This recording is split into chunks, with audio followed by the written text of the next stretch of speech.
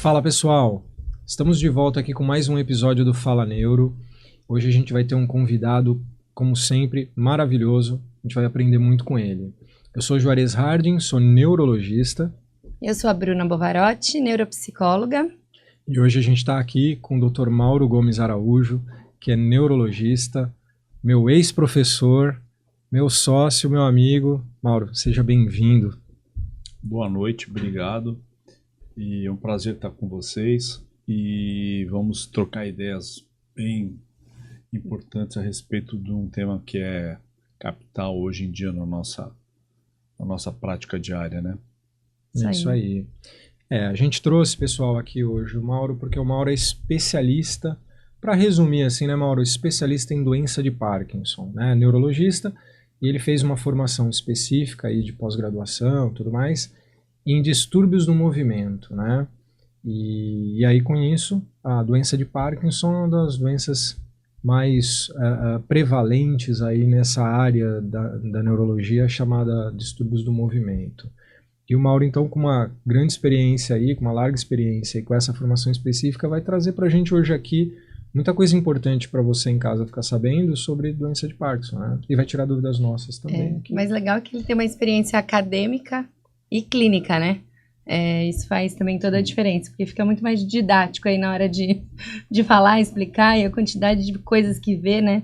Acho que dentro da faculdade a gente acaba sempre estando atualizado e vendo muita coisa também. Com certeza. Sim, com certeza. A gente vai tentar esclarecer alguns pontos e chamar atenção para as pessoas, para as famílias, né? Mostrar que é uma doença que ela tem múltiplas facetas, né? Que existe uma idade onde predominam os problemas, né? Onde predomina a incidência da doença, mas lembrando que isso não é matemática. Aqui 2 e 2 nunca é igual a 4, é sempre 5, 6. Enfim. Acho que a gente podia aproveitar e começar com uma ideia assim básica, né? O Parkinson, ele sempre inicia com tremor? A doença de Parkinson, existem 4 sintomas principais que a gente chama tétrade, né? De 4 doenças, 4 sintomas principais, né? O tremor é um deles, tá? Mas eu costumava falar para os meus alunos, para os residentes e tal, que muitas vezes quando o paciente está tremendo, né? Às vezes até o vizinho vê e fala, isso é Parkinson, ou pasteleiro, ou um leigo, às vezes consegue determinar esses detalhes, né? Mas o tremor é um dos sintomas e muitas vezes ele nem aparece na doença.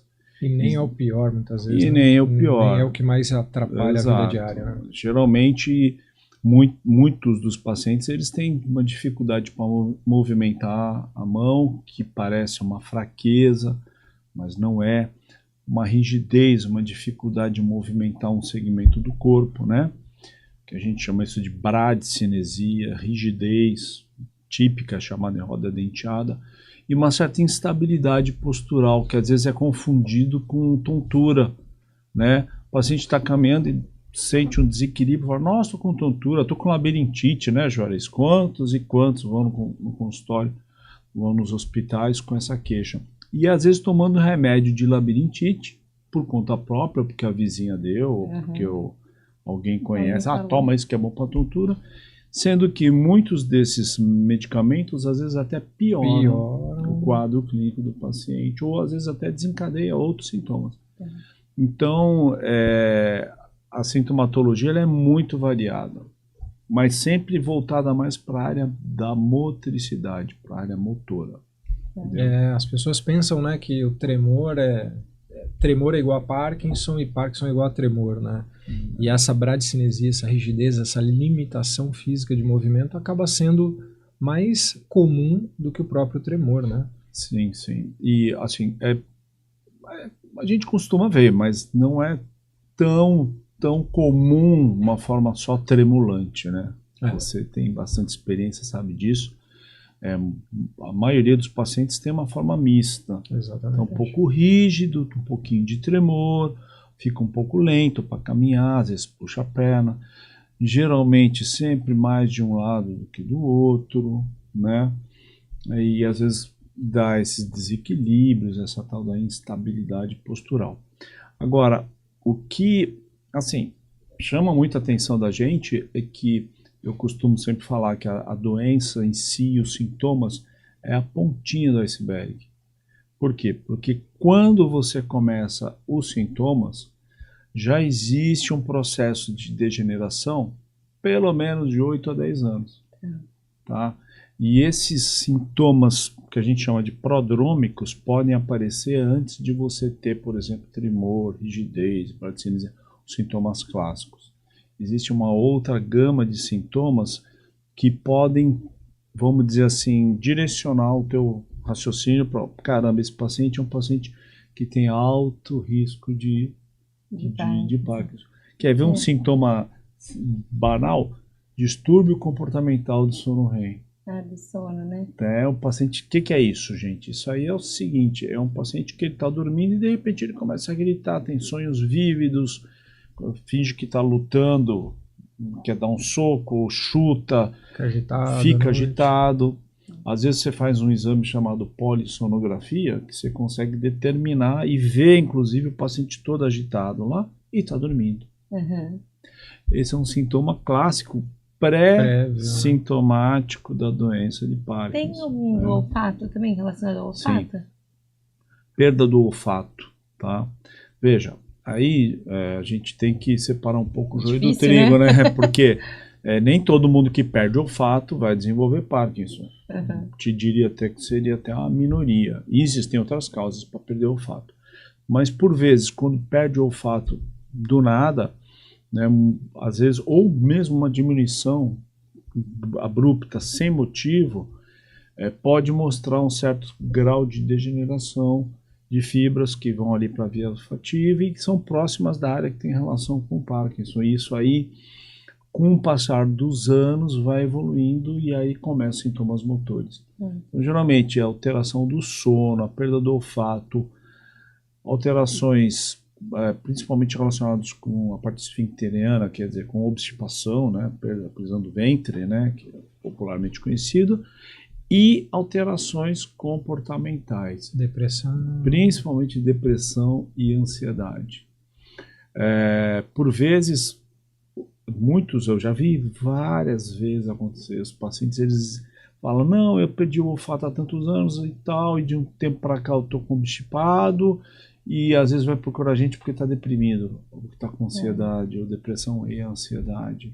Né? Cabe a gente ficar atento. Sinal de alerta que acompanhar. Tem grandes chances de desenvolver a doença. Isso aumenta muito também o caminho, né, na hora do diagnóstico, assim. Porque eu tô no olfato, eu penso num especialista. Aí a depressão, eu vou em outro especialista. Aí eu vou tratando, é alguém que muitas vezes já foi... O paciente está rodando por aí. Já. O paciente está rodando por aí até chegar no neurologista com uma hipótese ou já com um quadro de Parkinson. Né? E depois que ele começa, né, Mauro, com o Parkinson, com os sintomas motores, aí é lentidão, rigidez, aí ele vai no ortopedista, ele vai no reumatologista, quer dizer, acaba indo em outros especialistas também até detectarem que não é nada disso e vai no neurologista pra gente ver que é Parkinson. E o tratamento já inicia da mesma forma, assim, nesses sintomas, quando tem muita evidência? Aí é que tá, né? Quer dizer, assim, mesmo hoje nós temos alguns testes de imagem, alguns exames de imagem que ajudam um pouco no diagnóstico, mas nada é pactonomônico, nada é absolutamente 100%. Uhum. Então, mesmo quando você está no sinal prodrômico, o diagnóstico ele tem que realmente aparecer com os sinais clínicos, tá? Mas você pode fazer algum trabalho preventivo, por exemplo, melhorar a questão de hábitos, questão alimentar, atividade física, que atividade física auxilia, então. Sim. Porque tem pessoas que pensam, né, já tem um distúrbio motor, se eu fizer atividade física, eu vou às vezes piorar. Ou isso não vai, precisa ser algo específico, ou a atividade física em si, ela é algo que promove saúde, não doença? Sim, a atividade física é fundamental, inclusive a atividade aeróbica. Hoje tem vários estudos que mostram uma evolução mais branda da doença. Eu lembro há uns 5, 6 anos atrás, uns 8 anos atrás, mais ou menos, num congresso da Academia Americana de Neurologia, e uma pesquisadora mostrou um estudo fantástico. Ela pegou animais, ratinhos de laboratório, né? E colocou um grupo numa jaulinha, andando naquela treadmill, né? Que ele chama, como se diz, esteira elétrica, né? Esteira de corrida, né? A esteirinha para os ratinhos. Os ratinhos ficavam o dia inteiro lá correndo. E outro grupo que ficava lá comendo e bebendo lá na boa vida. E todos comendo. E aí eles, obviamente, usam substâncias químicas e transformaram todos os ratinhos em parkinsonianos.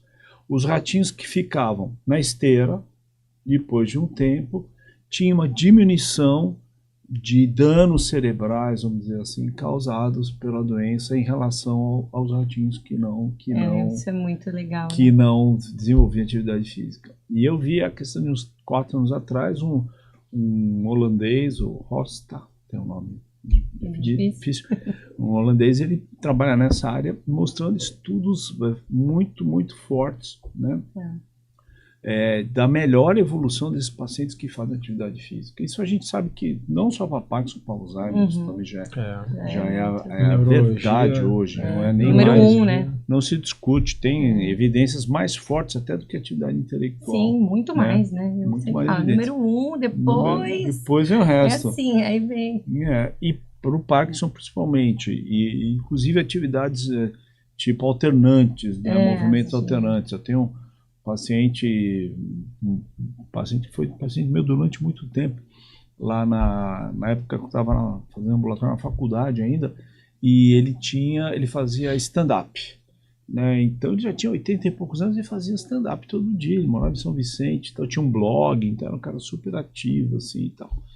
Enfim, então essa questão aí, ela é fundamental até também como um aspecto preventivo, assim, que você pode atuar. Existem hoje estudos bem avançados também, uma possível, vamos deixar entre aspas, vacina, não é um termo muito técnico, mas para as pessoas entenderem um pouco melhor, que são o uso de imunoglobulina, de anticorpos, né, neutralizantes, contra uma proteína que desencadeia a doença, vamos dizer assim, que é a alfa-sinucleína.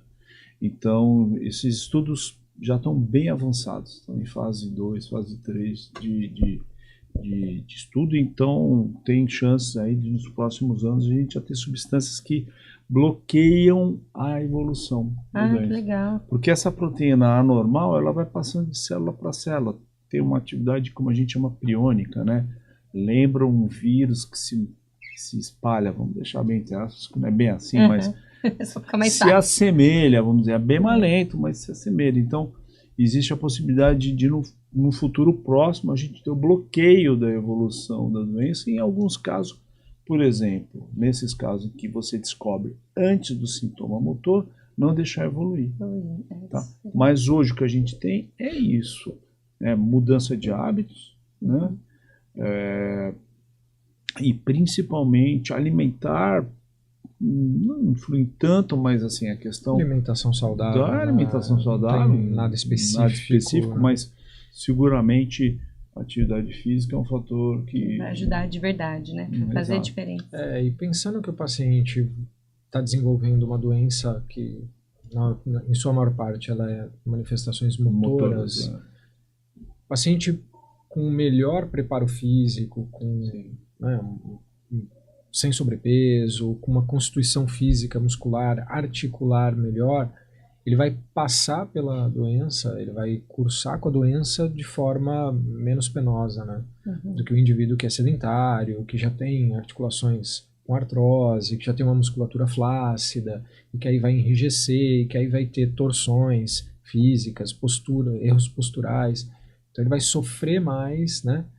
Mas aí eu vou fazer atividade física, mas claro que nunca é tarde, mas Fica mais difícil. Isso é mais Muito difícil, atuantes, né? Exatamente. E você Então, previne complicações, né? Por exemplo, fraturas. fraturas. Né? E Dor, né? Dor. Dor. Parkinson tem muita dor crônica, né? É. Então, você tem um físico melhor e uma flexibilidade, né? Alongamento, todas as atividades físicas são boas, as modalidades. E tem uma E suportar melhor, né? e a questão também da endorfina, né? A atividade física ela traz um bem-estar Está... e ajuda a combater que é da sua praia, né? As questões das depressões, das ansiedades, Que é muito comum, né? tal, né? É muito comum. O que é mais comum associado ao Parkinson? A depressão ou a demência? A depressão é mais comum. A demência, ela pode ocorrer, mas nas fases mais avançadas da doença. Agora, realmente acima de 10 anos de evolução, quando já entrando numa fase mais crônica e tal, a incidência dessas ambas as patologias, tanto depressão quanto ansiedade, quanto demência, elas vão aumentando a sua prevalência também. Uhum. Isso também tem a ver com o envelhecimento da população.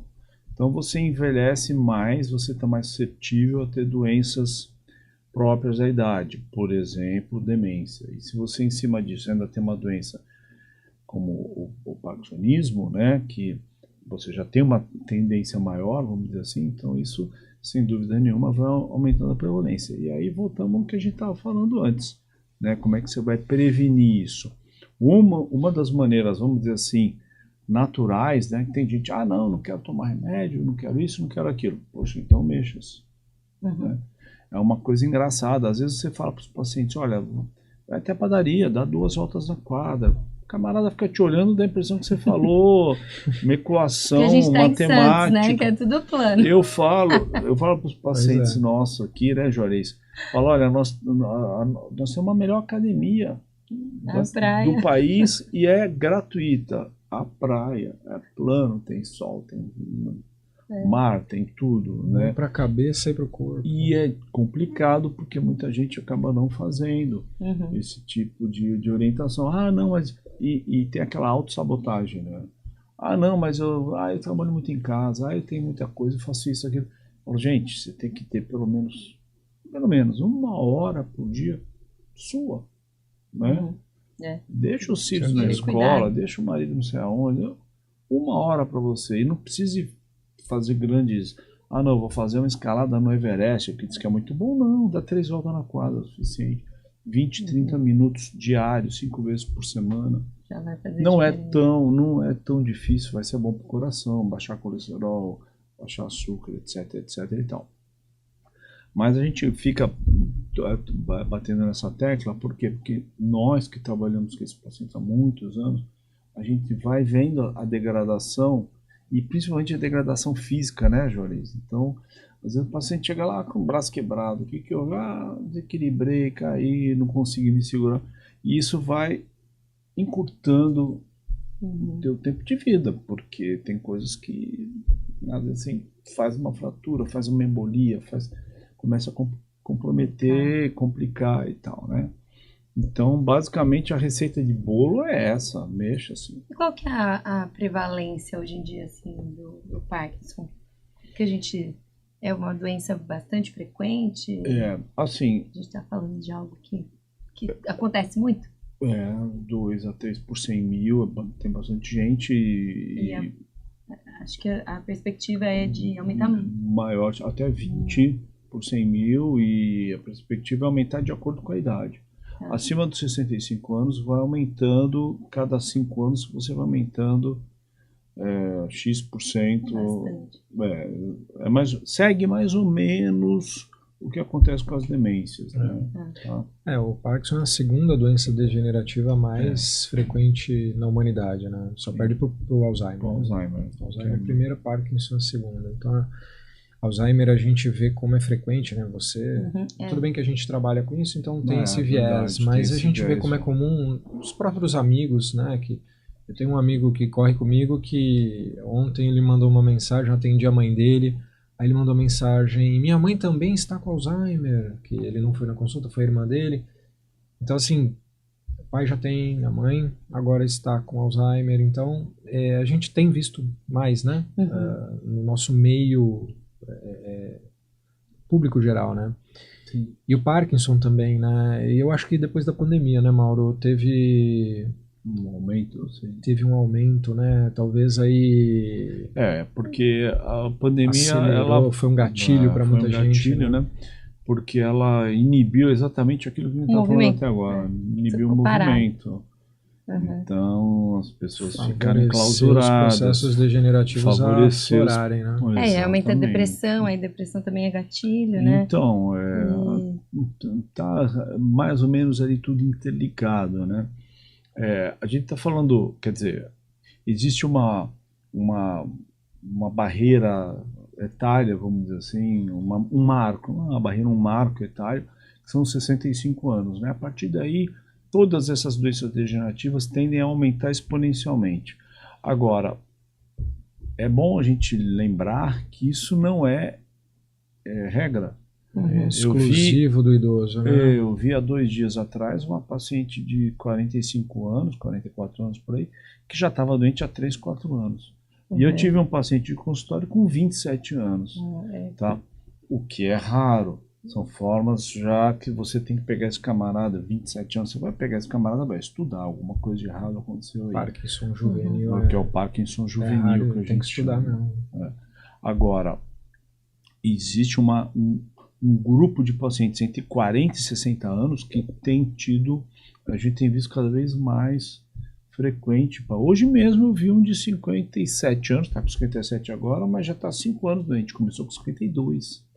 Ora, eu falei que 8, 10 anos antes começam os sintomas prodrômicos, esse camarada 45 já começou com 42, 43 anos.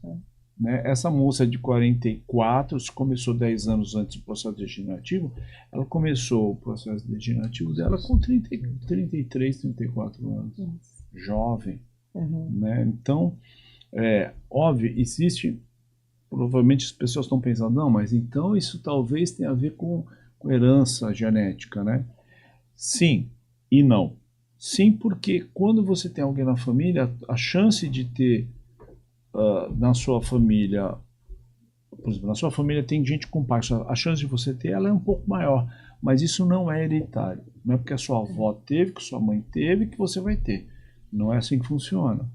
As formas familiares, que é assim, do pai para a mãe, da mãe para o existem algumas famílias, mas sim, você conta nos dedos. Tem 2 famílias na Itália, uma família não sei aonde, é raríssima forma familiar ligada à genética. O que existe uma tendência genética maior. Você tem uma prevalência maior, mas não obrigatoriamente você vai desenvolver. Tá? Então existem formas jovens e esporádicas também, que é um mistério. Porque com um camarada com 40 anos, e tem essa moça que eu vi, até magrinha, assim,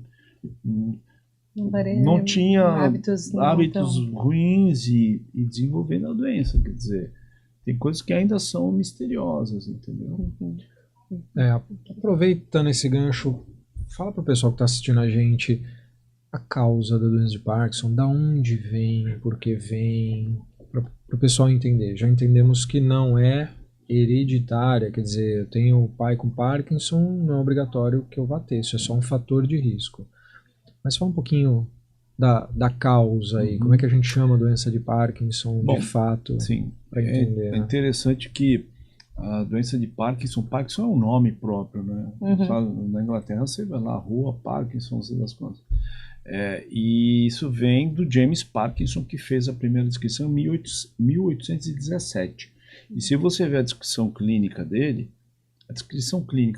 vale até hoje. Olha só. Tá? E o engraçado é que o trabalho dele... O trabalho dele tem 6 pacientes. 6, Dos 6 pacientes, 2 ele examinou. 2 ele viu na feira, andando, rua, assim, e ele ficava olhando e ficava desenhando. E outros 2 ele viu de longe. A descrição é essa. Tem o trabalho dele, tem a casa do Parkinson, inclusive em Londres, você pode visitar, é muito interessante e tal. Então tem algumas coisas que realmente não mudam. Agora, aí, só por curiosidade, o nome da doença era shaking palsy, Palsy. paralisia agitante. porque tem essa paralisia, essa rigidez com o E ao tremor. mesmo tempo treme. E não era doença de Parkinson, ele não batizou a doença com o próprio nome, né? Ele não era arrogante assim. Foi Charcot depois de umas décadas, né? Já com 150, 140, 150 anos depois é que fez a que estudou mais, né? Viu mais casos e tudo, descreveu um pouco melhor e aí batizou como doença de Parkinson. Viram o tratado dele, né? Enfim, ele realmente botou, inclusive a capa do livro é Shaking Pulse. Mas por que eu falei isso? Porque se tem algumas coisas que não mudam, outras mudam bastante. Uma delas é a etipatogenia, quer dizer, a causa, vamos dizer assim. A causa nada mais é do que uma causa cientificamente, né, relacionada a uma proteína, né, que a célula fabrica normalmente. Geralmente a proteína você pega e dobra e guarda, vamos dizer assim, dentro da célula. Tá? Por algum motivo, tá? Na hora que você vai guardar essa proteína, ela não fecha direito, vamos dizer assim. Que nem uma cadeira que você tem, essa cadeira de praia, que você abre e fecha. Então, para você guardar direitinho dentro das células, tem que fechar essa cadeira para depois colocar uma bonitinha em cima da outra. Quando você não consegue fechá-la, ela fica meio aberta. Então a célula não tem o que fazer, põe num canto. E vem outra que também não fecha direito, e vai acumulando. Só que aquilo fica num tamanho tal que a célula acaba não suportando o tamanho daquilo e morre. Tá? Essa proteína anormal, que é uma proteína que não é dobrada, vamos dizer assim, chama alfa-sinucleína. E quando ela se acumula, forma um corpúsculo basofílico, um corpúsculo, quando você colhe ele fica vermelhinho, que chama corpúsculo de Levy. Tá? Esse corpúsculo de Levy ele acaba levando aí a morte celular, a destruição do neurônio. Ele morre sozinho. A gente chama isso de apoptose. A célula fica marcada como se, olha, ela marcada para morrer. Né? Você olha aqui, essa vai morrer. E geralmente a estoura, morreu, acabou. E essa alfa-sinucleína, ela vai indo de outra célula para outra e existe uma alteração metabólica ruim dentro da célula. Tem N perspectivas, N etiologias. Hoje, o que se acredita? Que vários fatores contribuem para a célula não conseguir mais dobrar essa proteína, vamos dizer assim. Tá? Então seria uma função de fatores. Você teria um certo fator genético, que junto com o fator ambiental, com estresse oxidativo, estresse mitocondrial, uma série de fatores que contribuem para isso acontecer. Entendeu? Então não existe uma causa isolada. Agora, vamos dizer assim, o culpado é essa maldita proteínazinha, para a qual hoje tem alguns estudos já avançados até de tentar neutralizar com anticorpos. Que a medicina hoje, o Juarez está aqui, é professor também, já deve ter discursado a respeito disso. A medicina hoje está indo muito para essa questão aí, né? Os imunobiológicos, né? Hoje você tem anticorpos para tratar tumor, para tratar reumatismo, para tratar inflamação, para tratar, enfim, mil e uma coisas. A enxaqueca, né? Bom, hoje em dia se trata de enxaqueca. Uma das possibilidades é os anticorpos. E está também se encaminhando esse tipo de tratamento para bloquear essa proteína. Tá? Para tentar estancar esse processo degenerativo, né? Interromper. Então, a causa seria mais ou menos, são vários fatores que levam a célula a não conseguir dobrar essa proteína e ela fica lá meio abertinha, atrapalhando. E ela vai colocando num canto, mas tem uma hora que tem um quarto, né? Você vai botando um monte de cadeira ali, né? Tem uma hora que você abre a porta, cai tudo em cima de você. O quarto está disfuncional. Fica disfuncional e a célula acaba morrendo. E essa célula que produz ali, que manda dopamina para outra célula para dar continuidade, né? Para fazer essa circuitaria cerebral funcionar em relação principalmente aos movimentos. E aí, sem a dopamina para agir no outro neurônio, começam os problemas de manifestações clínicas decorrentes da falta dessa substância. A dopamina seria uma gasolina, vamos dizer assim, vamos colocar um termo mais simples para as pessoas entenderem, uma substância química que falta no cérebro E por conta dessa falta, começa a emperrar, vamos dizer assim, a parte motora e alterar um pouco a parte de memória, a parte emocional, enfim, dá toda essa sintomatologia aí que a gente está discutindo. Não é o E a mais... causa, de fato, né? Assim, o porquê que esses fatores se juntam e levam, ela é desconhecida ainda no seu, vamos dizer assim, no seu contexto no geral. seu contexto geral, mas assim, contexto mais específico, vamos dizer assim, né? O porquê que isso acontece, como é que eu posso detectar quem vai ter essa tendência.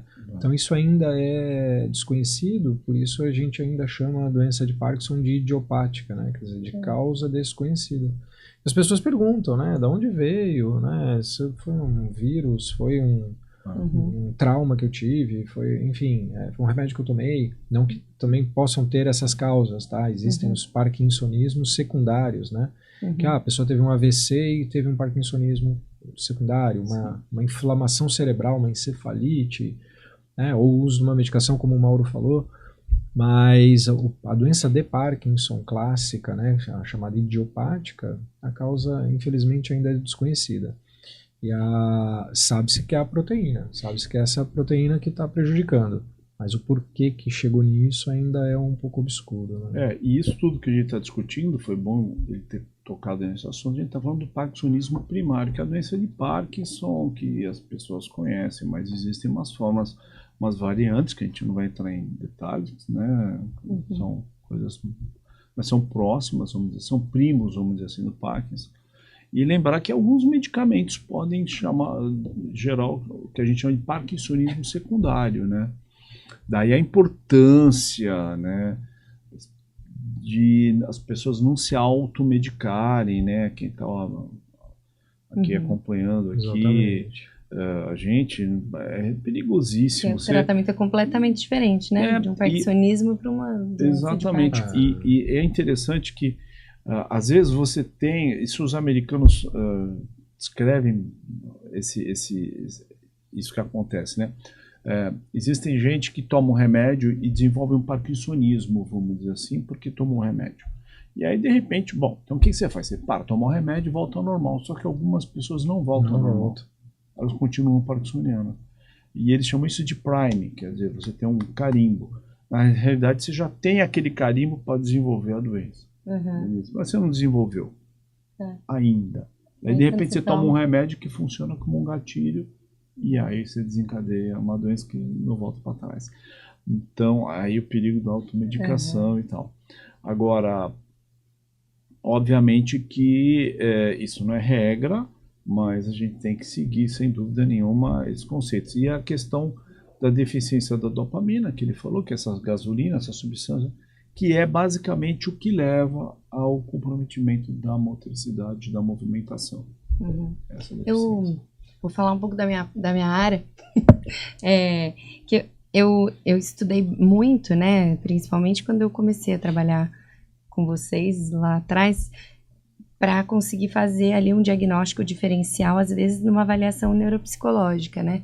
Então não é o mais comum, às vezes, o paciente ter a falha cognitiva mais evidente do que a motora, mas às vezes o cara já tinha, né, uma cirurgia, às vezes já tem cirurgia de coluna, já tem uma rigidez que vem por outros fatores e não fica às vezes tão claro que é por conta, né, não é suspeita a primeira, não vem da doença de Parkinson, e na avaliação é muito diferente a manifestação da demência, né, inicial em relação ao Parkinson e quando a gente tem um quadro de Alzheimer. É muito diferente, assim, para mim, né? Eu consigo detectar muito fácil essa diferença, porque são alterações muito maiores de atenção, de velocidade, você falou aí da dissociação de movimento, coordenação motora, né? E menos da memória. A memória isolada, ela até que funciona muito melhor, diferente do Alzheimer, que às vezes a atenção dá um show, mas a memória de fato falha, né? A memória ali que falha. Então, a avaliação neuropsicológica, a ideia é a gente conseguir isolar, né? A atenção de memória, de hipraxia, de percepção. Muitas vezes a gente está meio esquecido porque a percepção está alterada por algum outro motivo, às vezes a pessoa teve Sim. um AVC leve e alterou percepção e isso vai acarretar em falhas de memória. E é muito curioso quando a gente desenha isso, né? Não sei se já pegaram, às vezes, algum Sim. caso que alguma avaliação ajudou, que vem, às vezes, por um esquecimento e a gente pensa primeiro no Alzheimer e aí quando vem a avaliação, isso fala, puxa, olha, isso aqui tá mais para Tá mais para isso pra do um que para Parkinson aquilo. do que pra, né? Porque é raro também, né? A gente não estuda isso tão bem na formação, né? Da minha área, né? Isso não fica tão claro, às vezes é mais a experiência, você por si estudar e estar nesses centros mais, né, voltados para diagnóstico de demência, isso que foi me dando cada vez mais bagagem, né, para Sim. fazer esse tipo de diagnóstico. Porque muitas vezes vem uma avaliação só, tá meio alterado, mas não vem com essa sugestão, né? Mas eu acho que Isso se torna cada vez mais importante, Bruna, porque paciente com Parkinson, em algum momento, é uma doença neurodegenerativa. Em algum momento ele vai evoluir com comprometimento cognitivo, né? O final das doenças neurodegenerativas é o mesmo, né? Então, quer seja Alzheimer, Parkinson, que são as mais comuns, mas se pegar as outras, paralisia supranuclear progressiva, demência frontotemporal, enfim, todos esses espectros de doenças neurodegenerativas, lá no final elas se encontram, todas vão ter comprometimento motor, comprometimento não motor, comprometimento cognitivo, a ponto de muitos pacientes com esses quadros avançados, a gente, se der para um de nós, a gente não consegue dizer qual foi a doença primária dele, né? Se não tiver uma história, porque eles são muito parecidos. Então a gente tem a demência da doença de Parkinson, né? Então, isso que você falou, que é diferente do Alzheimer. E o que a gente vê, né, Mauro, é muito comum, o paciente tá acompanhando com a gente Parkinson, aí ele fica, sei lá, uns 2 anos sem aparecer, aí aparece, aí a família fala, eu trouxe, doutor, ele estava bem, mas eu trouxe porque agora eu acho que ele tá com Alzheimer. Com outra doença. Eu falo, pô, 2 doenças neurodegenerativas, né? Não que não possa, né? Mas... E esse diagnóstico diferencial que você ajuda, de entender se isso é uma demência do Parkinson ou é uma outra doença que está superajuntada, é importante. Junto com os exames e os testes que estão cada vez mais aprimorados, justamente por conta dos tratamentos. A gente já tem o tratamento para doença de Alzheimer inicial, né?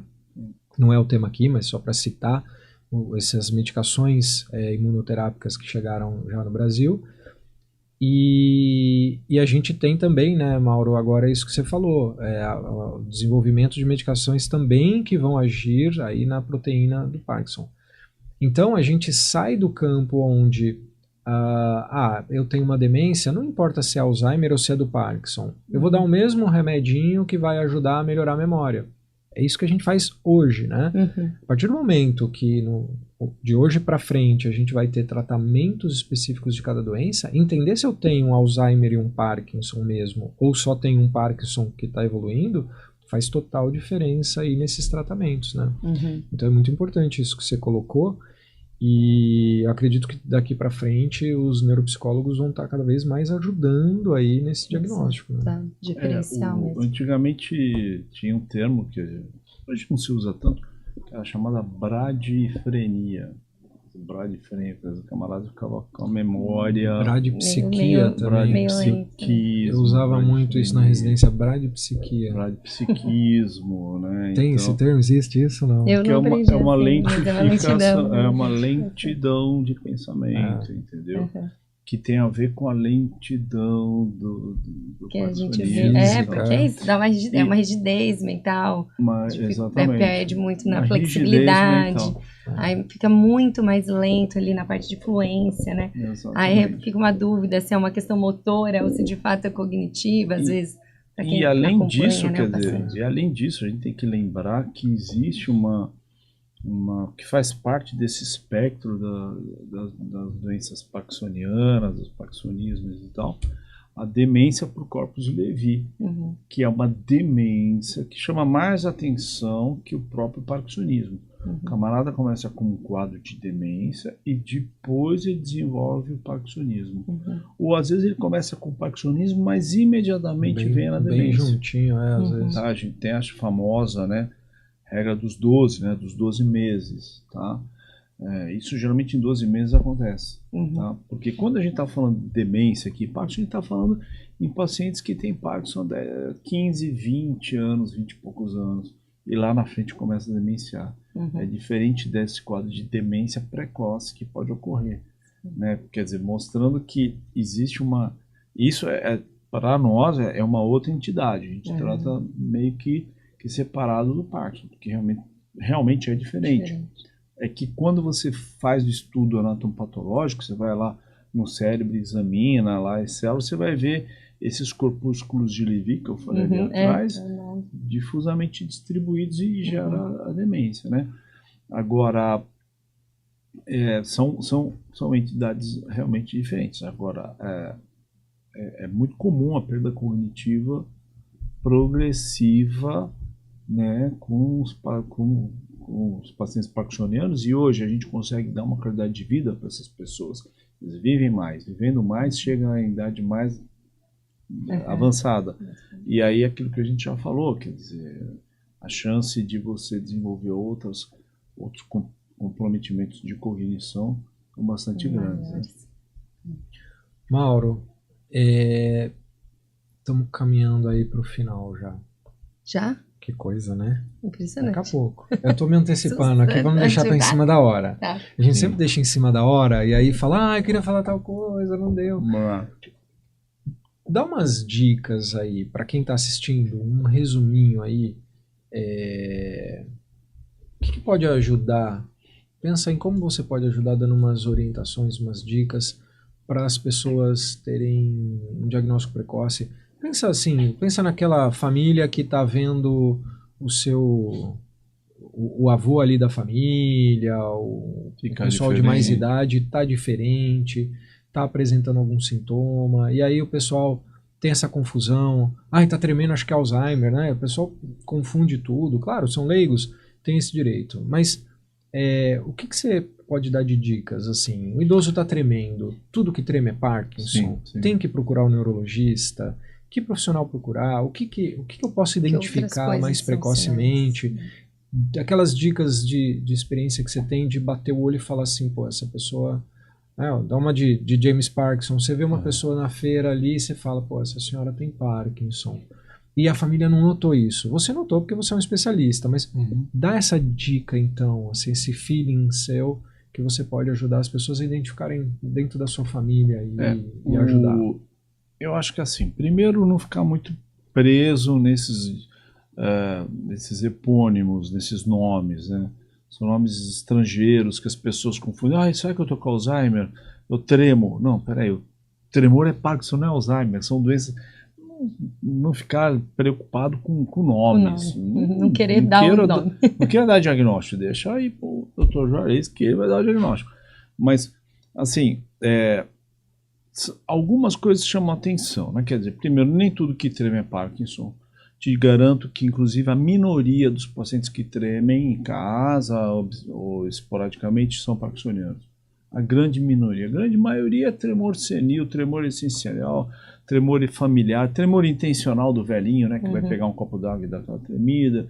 Enfim, a grande minoria é Parkinson. Você tem que chamar a atenção, obviamente, como a gente falou dos sinais prodrômicos, distúrbio comportamental do sono REM, perda de olfato, alterações gastrointestinais, né, constipação, anosmia, né, que eu já citei, mas às vezes as pessoas não se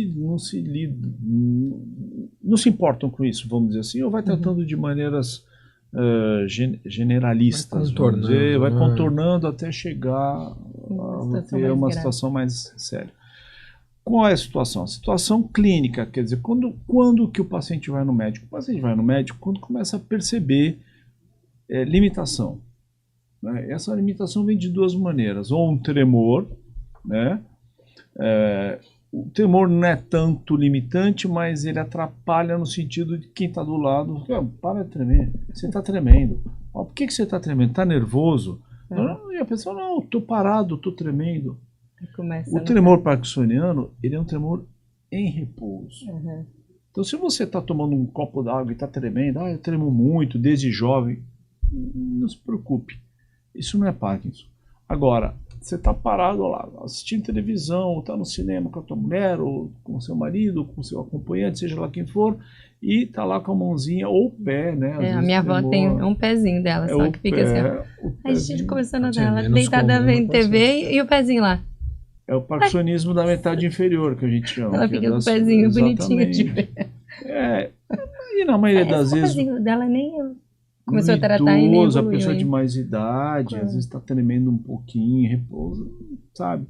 Agora, existe a limitação física dada pela rigidez, pela bradicinesia, que é a limitação... O paciente começa a arrastar uma perna, não consegue mexer o braço. É interessante que quando o braço vai ficando paradinho, você move menos, e às vezes até instintivo, você acaba meio que negligenciando, essas articulações começam a ficar travadas e começam a doer. Vários pacientes vão aonde? Vão no ortopedista, aí colegas ortopedistas prestam atenção. Às vezes o camarada chega lá balançando um lado e o outro lado o braço não balança, ele fica travado.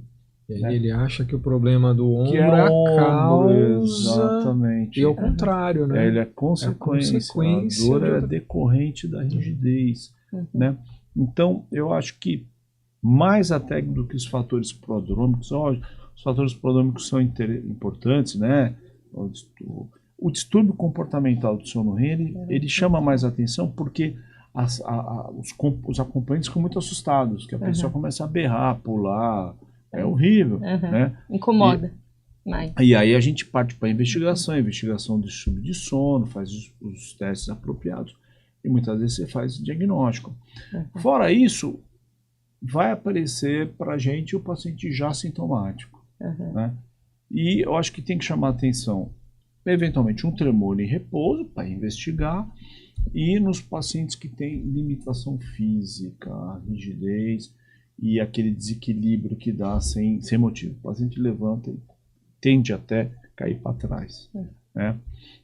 Eu acho que são os sinais de alerta. De idade, né? A gente tenta justificar, que nem Alzheimer, né? Não, esse esquecimento é normal. Não existe esquecimento normal. Gente, não existe. Esquecimento é esquecimento. Tem alguma coisa errada. Você perde a janela de tratamento, às vezes, porque negligencia e acha que é da idade. Ele tem tantos anos. Fala, caramba, o Mick Jagger tem 82 anos e canta, pula e tal. Vida ativa. Eu falo muito disso na demência frontotemporal, né? Que a pessoa perde o filtro.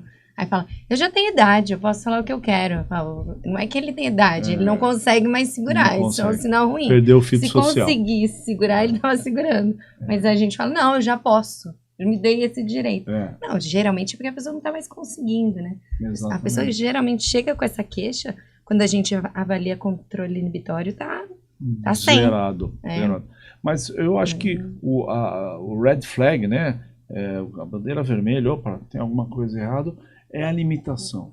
E como a gente comentou aqui, como é uma doença motora, que envolve principalmente, não exclusivamente, né, mas principalmente os sintomas são motores, você vai começar a perceber isso, o camarada começa a ficar um robozinho, né, começa a ter dificuldade de fazer algum tipo de movimentação, aí é a hora de realmente procurar ajuda.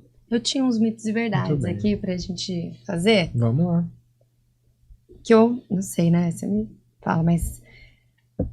Mito ou verdade?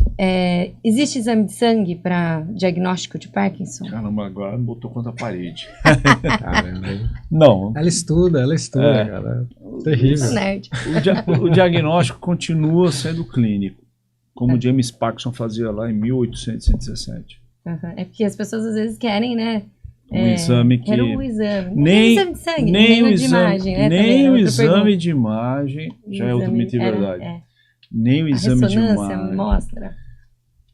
Ela pode dar alguns indícios, mas o que a ressonância e o TRODAT, a cintilografia cerebral com TRODAT, que é um técnico que a gente usa, e mesmo ultrassom, né, transcraniano, eles mostram alguma alteração estrutural que tem que estar corroborada com a clínica. Você tem que ter alteração clínica, senão aquilo não vai de nada. O exame acaba sendo nem tanto complementar, ele acaba sendo ele acaba vamos dizer Indo assim, de que encontro, indo talvez. de encontro, ele acaba confirmando. Confirma aquilo que a que clínica você já te- sabe, já né? Uhum. Então, claro que salvo alguns casos onde gera uma dúvida, Sim. onde o paciente não responde bem à medicação tradicional, e a gente acaba pedindo por uma questão de tentar bater esse martelo, né, no diagnóstico clínico.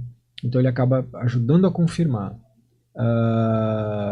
Mas é isso que o Mauro falou, não é um exame que vai comprovar que tem doença de Parkinson. Uhum. Ele vai mostrar que tem uma falta de dopamina. Ele vai mostrar que tem neurônios que faltam dopamina.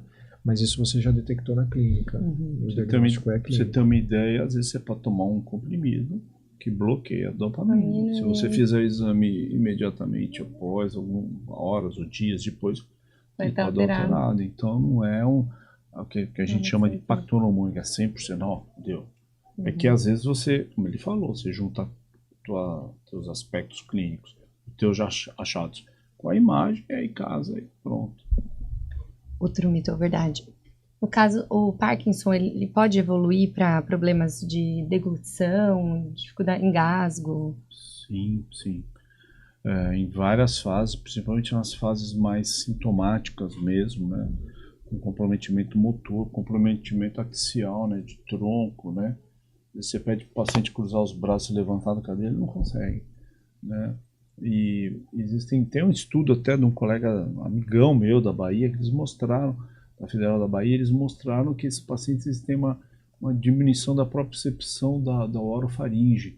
Então, eles têm uma tendência maior a fazer, inclusive, broncoaspiração, por perda de inervação autonômica.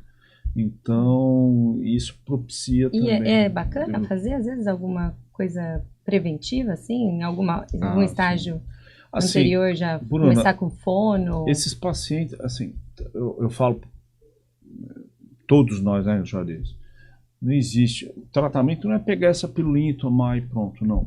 O tratamento é tomar a pilulinha, ir no médico, ir no psicólogo, porque esses pacientes fazem muita ansiedade, muita depressão, tá? É fundamental a avaliação neuropsicológica para você acompanhar a cognição. Às vezes numa consulta você não consegue, recebe sempre, meus pacientes mandam fazer. Por quê? Porque a gente tem uma hora ali, você está acompanhando o paciente. Uma avaliação neuropsicológica você vai levar 4, 5 dias. É fundamental você ter isso na tua mão para você poder conduzir e eventualmente, como o Juarez falou, tratar, às vezes até precocemente, quando o declínio começa, né? O tratamento fisioterápico, o tratamento físico, a terapia física é fundamental. Eu acho que é tão fundamental quanto tomar remédio. Eu coloco equipe, na minha né? aula na faculdade, eu dei aula hoje de Parkinson. Quando eu entro, agora vamos falar de tratamento. O meu primeiro slide é o tratamento, é a terapia física. Sim. Eu não deixo para depois, para mostrar a importância justamente. O aluno fica, mas cadê os remédios, né? Terapia física primeiro. Aí depois vem os remédios. E é bem interessante, porque Mostrar a existem importância métodos, mesmo, né? né? Assim, Sim. tem um cara, acho que no ABC, que estuda há muito tempo, assim, distúrbios do movimento, e ele tem um método muito bacana, assim, trabalha, porque eu também aprendi, né? Eu fiz a formação russa lá, com as discípulas de Lúria. E aí, nos centros lurianos de reabilitação motora, eles tinham circuitos de Parkinson, né? Que eram circuitos cognitivos 100% motores. Então, a gente ia fazer uma formação em reabilitação cognitiva e não tinha nada sentado. Não tinha nenhuma atividade.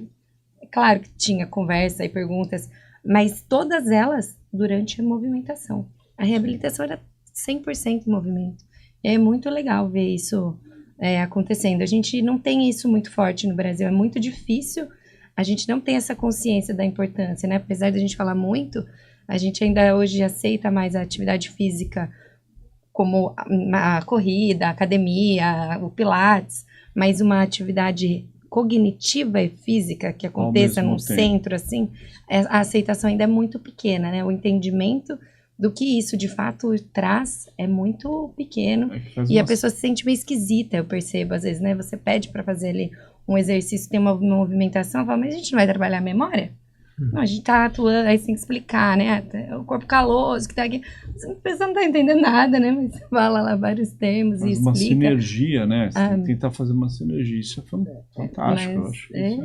É difícil o acesso também a centros que tenham isso, que tenham, né? Mais escolas de medicina, né? Eu acho que aqui na faculdade tinha um grupo que estava começando a estudar, né? Pelo convênio. Os pacientes mal conseguem ter acesso a uma terapia básica. Até separado, né? Que dirá no centro, assim. Acaba que na realidade prática do dia a dia nosso aí, de SUS e convênio, a gente não tem acesso, assim, né, a serviço. O tratamento basicamente é esse, é repor dopamina, é o tratamento multidisciplinar com fono, físio, neuropsicólogo, enfermagem, também é muito importante, nutricionista, né? Lembrar que a própria nutrição pode ajudar a dar uma dieta mais balanceada, não carregar muito em proteína, lembrar que os comprimidos, principalmente a levodopa, tem que ser tomado longe das refeições para ter uma absorção melhor. Existem os tratamentos, hoje tem o HIFU, que é uma técnica nova, onde você usa um ultrassom de alta potência e faz uma microlesão em áreas cerebrais para os pacientes que têm muito tremor, pode ser usado sem ter que abrir a cabeça. Se precisar, tem os tratamentos que é um DBS, Deep Brain Stimulation. Quer dizer, existe cirurgias, então tem uma gama grande de potenciais tratamentos. Tá? Mas, assim, no dia a dia, o tratamento multidisciplinar, como a gente discutiu aqui, é fundamental. Isso aí. Bem. Muito bom. E aí, acabou nosso tempo? Acabamos. Já? Hoje. Passa rápido. Passa rápido. Mauro, quer Conversa passar? É boa. Muito rápido. Quer passar algum recado, falar alguma outra coisa O recado, que você julga importante aí para quem tá nos ouvindo? que eu passo, que eu gosto de passar nesses 40 anos aí, quase 40 anos de neurologia e tal. 40 anos de vida. Eu entrei na faculdade com 2 anos. Eu acabei de altas habilidades. Eu entrei na faculdade com 2 no anos. episódio anterior. Eu acho que a grande mensagem é vida normal. Eu falo para meus pacientes, você tem certeza que eu tenho Parkinson? Você tem Parkinson, mas olha, você vai tomar isso, vai fazer isso. Vida normal, vai trabalhar, vai dançar, vai passear, vai viajar. Mas eu tenho limitação. Eu falei, mas quem não tem? Eu quando fecho esse olho, eu enxergo esse. O jornalista é de óculos, o outro está de lente, o outro tem diabetes, o outro tem hipertensão. Então, todos nós temos algum problema. Você tem um problema neurológico. Mas eu vou ficar assim, assado? Bom, tem chance de ficar de um jeito, como pode não ficar de jeito nenhum, continuar assim durante muito tempo. Não existe, a progressão ela é muito individual. Né? E quanto mais normal você levar a sua vida, em todos os aspectos, melhor. Não se sentir doente. E o curso da doença vai ser mais benigno, provavelmente. Né? Não sofra por antecipação. Tocar em frente. Muito bom. É isso aí. Seguimos. Muito bom. Muito obrigado por ter vindo, ter aceitado o nosso convite. Agradeço o convite. Foi realmente aí muito muito bom. Né? E certamente aí o pessoal que está assistindo vai ganhar muito aí de conhecimento. Esse é o objetivo. Né? Compartilhar. É isso aí. Obrigada. Por falar em compartilhar, gente, curta, compartilha, mostre esse conteúdo para alguém aí que você conhece, que você gosta e que pode ganhar muito aí com essa informação, ajudar sua família ou até mesmo, de repente, se ajudar alguém que está passando por uma enfermidade do tipo, tá? Então, segue a gente também aí que a gente vai trazer mais conteúdos como esse aí, mais profissionais gabaritados para falar para vocês. Obrigada.